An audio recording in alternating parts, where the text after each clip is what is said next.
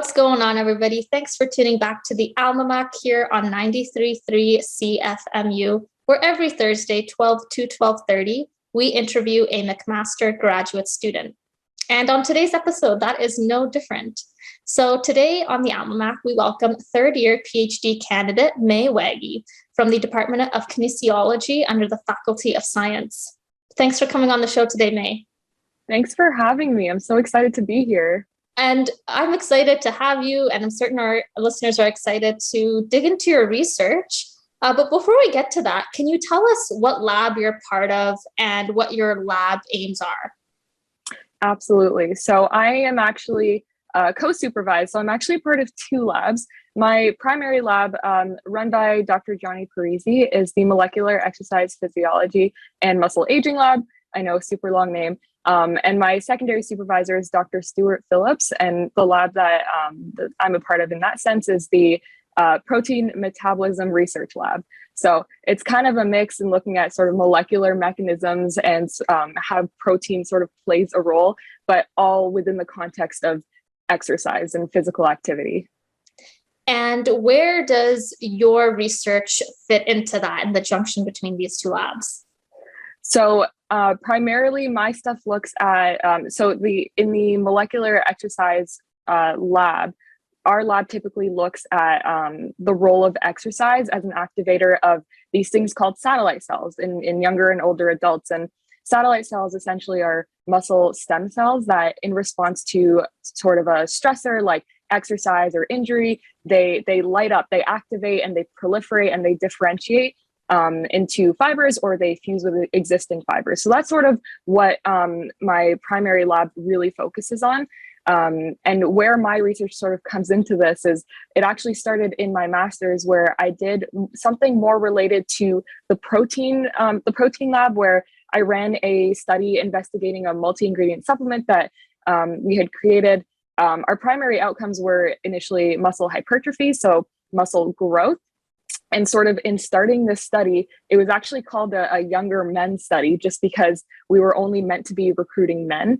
And this sort of touches on the fact that historically females have really just been understudied in exercise research, primarily because of the quote unquote complicated nature of the menstrual cycle and how that may affect muscle metabolism and satellite cell activation and muscle regeneration and repair, that kind of thing.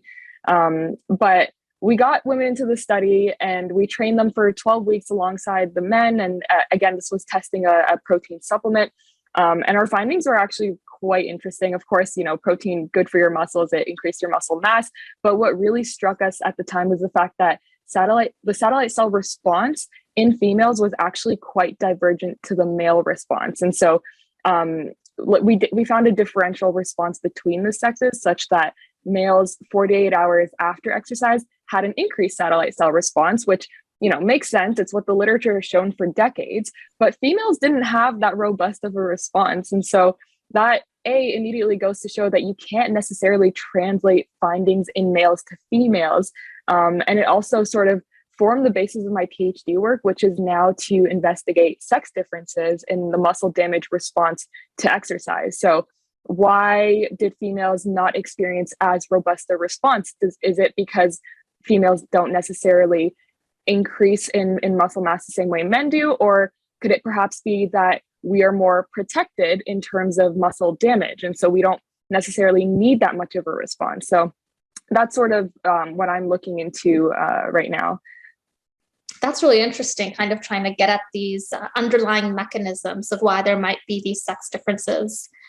And I also just want to make a comment on what you mentioned, how females have been understudied in literature in terms of exercise, but I think in terms of a variety of fields, right? I think for a really long time, researchers might have just thought, oh, women are just smaller versions of men, but now that females are finally being included, at least in some emerging fields, like your research has shown, there are stark differences, and it's important that we investigate those differences. Yeah, it's so great. I'm so happy that this research is now coming out, because it creates this whole new section of research in every single field that shows that, females need to be studied differently. Some of the drugs that are made operate differently in males versus females. And the fact that, it's tested in males and then the drug is made, it's distributed, but it doesn't work the same in females. It's almost crazy. Like how can you translate that sort of thing and assume that it would work in different populations? So I'm just happy to see all of this research coming out. And really, anytime I see something related to like the menstrual cycle or oral contraceptives, I'm like, tell me all about it. I want to know if there are differences, if they persist, and sort of everything in that sort of field. Yeah, download all the articles. Yeah. So absolutely. May, let's talk a little bit more specifically about your research. So you're interested in these sex differences. We know that there are differences in these satellite cells, the muscle stem cells, yeah, and their differentiation. And we're wondering, could there be a potentially protective role where the muscles don't even get that damage to begin with, and that's why they don't need to be repaired as much? Yeah. So very interesting. Previous literature actually shows that there is a differential damage response between males and females. And this has been shown in both animal and human literature. And essentially, the sort of morphological damage that occurs in males, it's at the, with the same relative amount of exercise or injury or damage compared to females, males typically have a more damaged response. And that not only translates to sort of like ultrastructural damage, but also in inflammation. So males will have a greater inflammatory response, more cytokines in the bloodstream, that kind of thing, compared to females. And even I found this kind of funny, the subjective pain response shows that males would actually experience more pain compared to females. So it's like there's something going on there that's ultimately maybe protecting women from this response to a sort of damaging stimulus, whether it be exercise or injury. And do we know what that protection might be? Do we have an idea? That's a great question. So basically, it's been suggested that a lot of these differences in muscle damage might primarily be a result of greater concentrations of estrogen, which is a sex hormone, in females, or the predominant form is actually 17-beta estradiol, or we can just call it estradiol for short. But estrogen, of course, we know supports a number of functions in the body, and like its primary function is to sort of promote the growth and development of female sex characteristics. But looking at it from a muscle perspective, we've seen quite a few effects of estrogen, including protective effects to the muscle. And that sort of can be, I guess, branched out into different types of protective effects. One of the main ones that I've seen in the literature is membrane stabilization. So it's able to actually intercalate with the cells and really protect from that membrane rupture. And so that might be one of the primary mechanisms that prevents these cells from essentially being damaged, right? Because like with exercise, you get these like micro tears in the muscle, and perhaps that's protected by estrogen because of the way that it's able to sort of protect each individual cell. And then there are some other ones, including estrogen acting as sort of an antioxidant, as well as reducing inflammation in the body. And I think ultimately for some of my work is its ability to maintain satellite cell function. And so that's typically that's pretty much what I'm looking into right now. And how are you looking into that? So I know earlier you compared human and animal literature. So are you looking at cells? Are you recruiting participants? How are you going about it? That is a great question. So it's actually funny because I primarily work with humans. I would say it's my favorite method of research. I just love people. I love working with them. But obviously, because of COVID, everything shut down. So there was no way that we were going to get into human work. And so thankfully, I was able to transition into in vitro work. So I actually right now work with cells, and I'm working with a few different lines. The primary one that I work with, they're called C2C12s, which is a myoblast, an immortalized mouse muscle cell line. And pretty much what I'm doing quite a few things. I'm looking at the effect of different doses of estrogen or estradiol, I guess, on these myoblasts' ability to proliferate as well as differentiate and even migrate, because migration is obviously very important for the satellite cells to be able to go to the muscle and be able to respond to a certain stimulus. So that's what I'm looking into right now. One of the coolest things that I absolutely love, and again, like, remember, we are in kinesiology, we are always focused on exercise. There's a way to actually mimic exercise in these cells, and that's by electrical, it's something called EPS, which is electrical pulse stimulation. And essentially what that is you're shocking the cells kind of with sort of an electric stimulus. And what that does is it, depending on, you know, the frequency, the voltage, and all those kind of factors, you can mimic exercise in different ways. So whether it be resistance exercise or maybe endurance exercise. So there are quite a few different protocols that you can follow that mimic exercise in different ways. So what I would do is essentially grow up the cells and have them differentiate into fibers. And then from there, I would stimulate them. I personally like to look at more of like the damaging side. So I would look into more of the heavier protocols that are more related to resistance training, and sort of how in the presence or absence of estrogen, or some of my newer research looking into oral contraceptive hormones, how they respond to damage based off of their exposure to different hormones. That's so interesting. I didn't know that. That I was just going to ask, like, how can you mimic exercise in these cells? So thanks for clarifying that. But I didn't know that you could do different forms of exercise based on the stimulation. That's fascinating.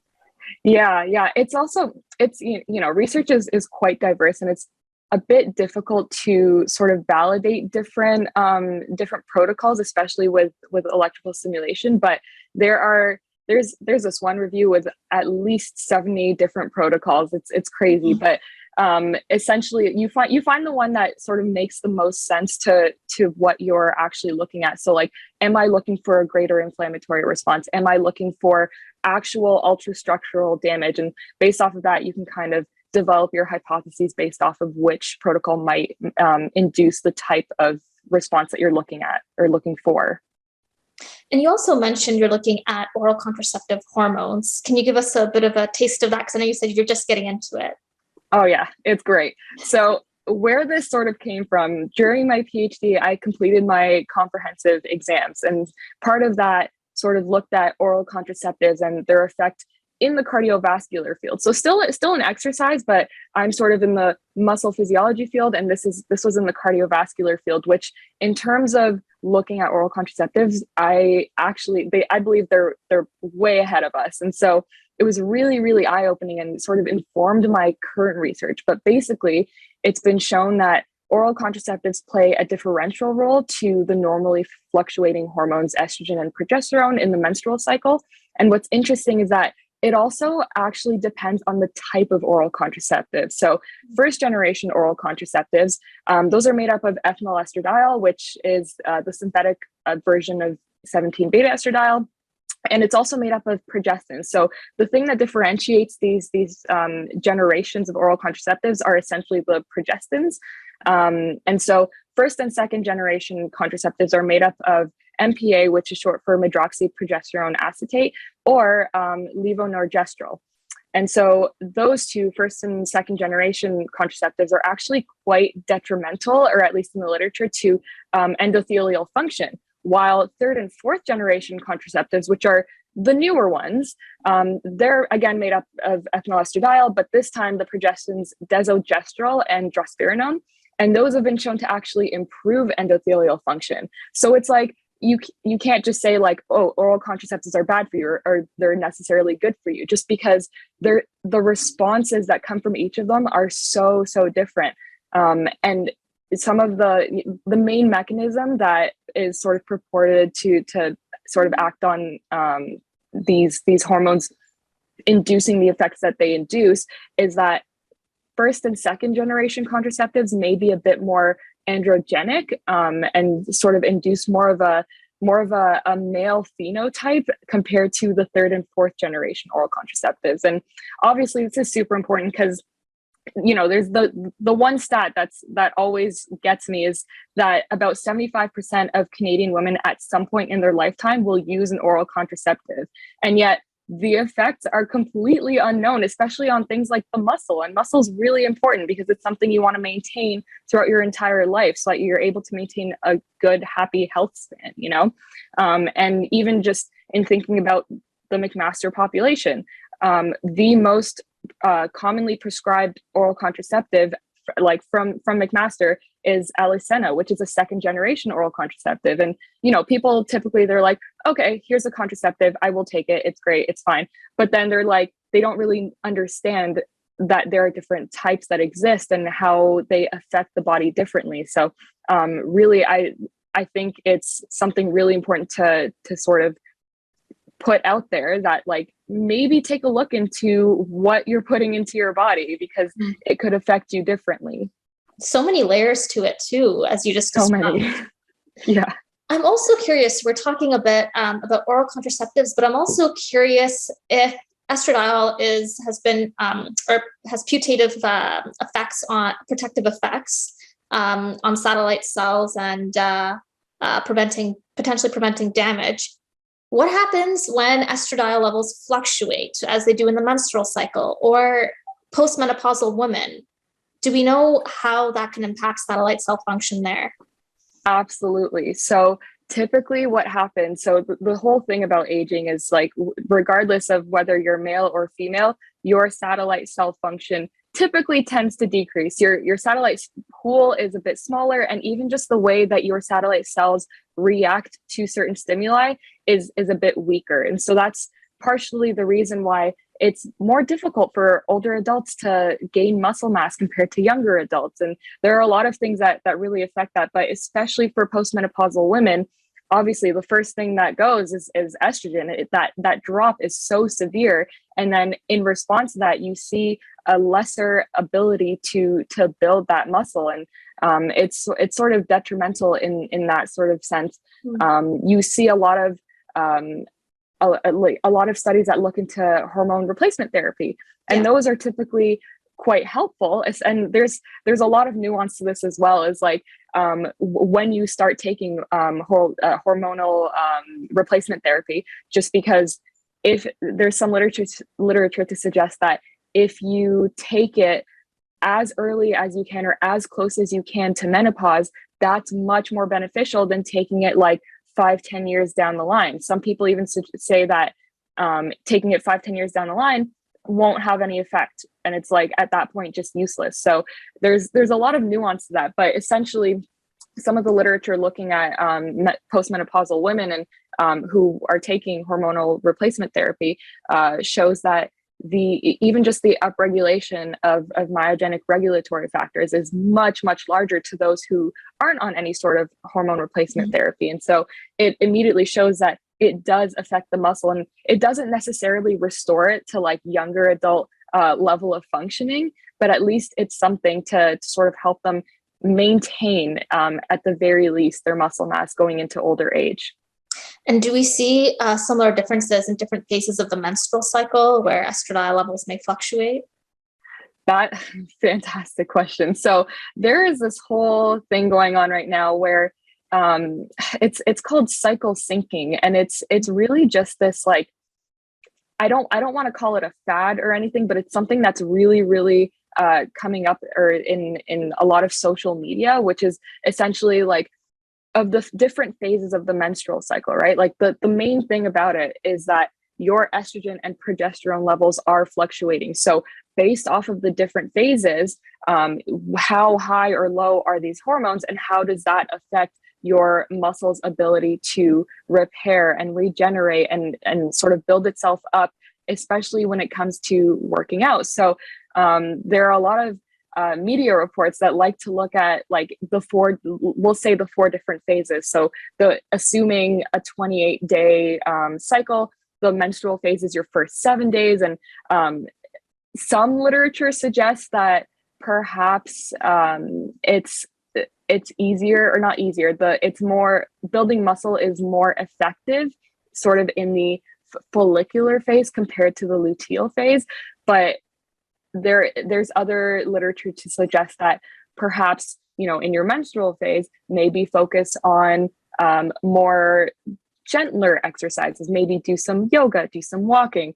And then in the ovulatory phase, which is like days, let's say 14 to 21, people would say perhaps, high impact workouts, group classes, things like that. And then maybe in your luteal phase, something more along the lines of like stretching and restorative yoga. And that's really just what the media is saying. It's sort of hard to delineate what to really do based off of each phase, just because like when we think about the effect the menstrual cycle has versus the effect that exercise training has, training is a much stronger stimulus every single time. So the marginal differences that we see across the menstrual cycle, like the question is like, do they really have an effect on performance? And the answer is, as of now, we don't have that evidence. And there's a paper that shows a small effect that performance might be trivially reduced in the early follicular phase. But that question is different because it's answering whether you should sort of time, let's say, competitions around the menstrual cycle versus training in a specific phase, right? And like, when you think about how practical it is, like, are you really going to train for 7 days every single month? It's a little unusual. I mean, if you can train every day or like 3 to 5 times a week, follow the Canadian Physical Activity Guidelines, I think that's what's more important. But ultimately, the menstrual cycle is different for everyone. There's no menstrual cycle specific prescription that works for everyone. It's ultimately about listening to your body and figuring out what works for you. Just because, we obviously know that the menstrual cycle is different within and between women. So between women, obviously, we know that everyone has different levels of hormones that are circulating. But even within a woman, from cycle to cycle, hormone levels will still be different.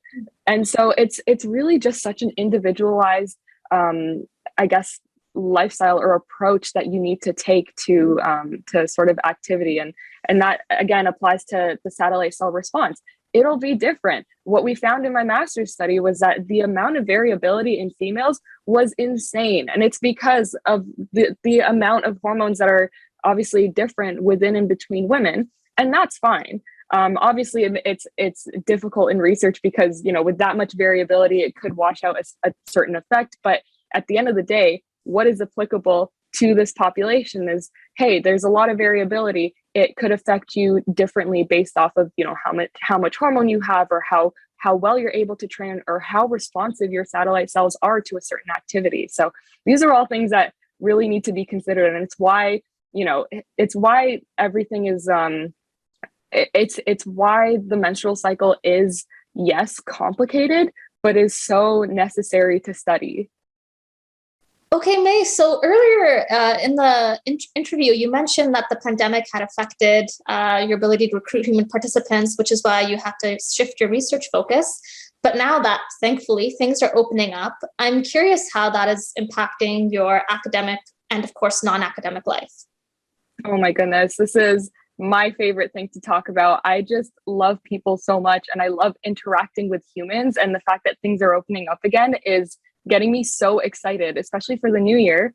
I'm starting up my human study that was meant to happen right before COVID shut everything down is finally starting up. And so that'll be in January. If anyone's listening to this and you're between the ages of 18 and 30, we will be recruiting participants. But I'm excited because this is essentially all of the damage stuff that I've talked about, but now in humans. So we're essentially looking at sex differences in muscle damage. And what we're going to do is damage the leg through exercise, of course, and throughout the span of a week, look at how males and females differ in their inflammatory response, their ultrastructural response, their muscle response to damage. And so I'm really excited to see the actual differences that happen in actual humans, because as great as it's been looking at it in cells, it's really nice to see sort of the more applicable work that actually happens real time in humans. So that's what's happening academically. Super, super stoked for that. Outside of that, so many more things are opening up. And again, like I just love interacting with people, and I'm excited to be TAing, in person again. And again, like kin is just very hands-on. And so it's really difficult to do things online and virtually. So just to get back in with my students and be able to teach them and work with them and that sort of thing is super, super exciting to me. One of the other things that we do in kinesiology is we run these we call them tours. Essentially what these tours are is we bring in different types of individuals and we test their fitness in different ways. And so that could be their cardiorespiratory fitness, for example. And there's a lot of different exercises and things that we do with them. There's even body composition testing through a lot of the different tools that we have, including BODPOD and DEXA and things like that. And it's really cool because like it's all on McMaster's campus. And obviously, being in Kin, we're right next to the gym building. Like it's super, super convenient. So I'm really excited to do that exercise testing again. And, of course, with things opening up again, especially, the pulse and exercise, get to be back as great as it was doing exercise at home. I'm excited to, be back in the gym and for sports to open up again. I think a squash ladder recently just started in our department, and like it's got faculty and students, and it's going to be so great just interacting and playing sports with everyone again. So I'm really, really excited for that. Yeah, the yoga Zoom sessions were nice, but the pulse was yeah, nothing like going in person and that squash court. Yeah. There's actually literature to suggest that people tend to perform better when other people are around them and sort of watching them or perceived to be watching them. So I'm just really, really excited because it's cool. Now people are going to be around, we can talk again, we can chat, and all this socializing, which is always a great thing. It is. And thank you, Mai, for sharing all that. I agree with you. I love people, things are opening up, and it's definitely put me in a better mood. Just even though campus isn't exactly the same, I think you would agree, but I'm still hopeful and optimistic that things will be even better in the winter. Absolutely. Science is helping us get back to normal, and I am super, super excited for what's to come in the new year. It's going to be great.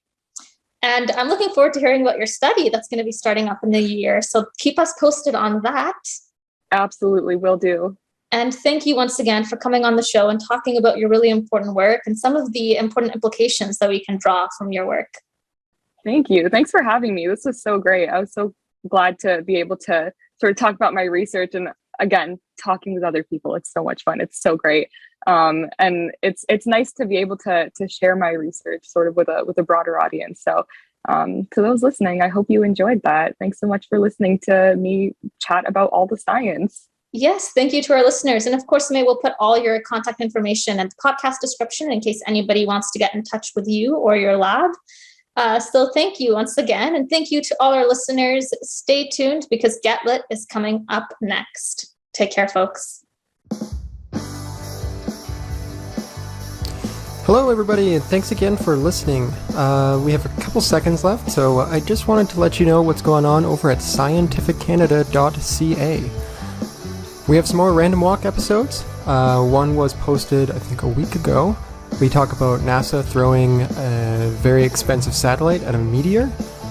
Very much Armageddon style. And I do some back-of-the-envelope calculations. I checked my work, and I guess I was an order of magnitude off. But I don't know, pretty close for having basically no data. So check that out. Also, if you are interested in science policy, I have been tweeting about and recording some little episodes about the Canadian Science Policy Conference. Just today, I heard a really interesting panel on the future of cybersecurity, specifically quantum computers and cybersecurity. One of the hot takes, I would say, from one of the panel members was that the sentiment was, unless policymakers are into science fiction, chances are they might not know all that much about the issues or how dire the timeline is for getting cybersecurity quantum ready. So I did a little Twitter poll, and I asked people, how much of what you know about quantum cybersecurity threats comes from science fiction? A 25% said only science fiction. 8.3% said they have heard or read about it. 8.3% also say both. And over half said, huh? So I'm taking that as a good sign that maybe next episode of Random Walk we'll talk a little bit about cybersecurity and quantum computers. So if that interests you, head over to scientificcanada.ca. Thanks!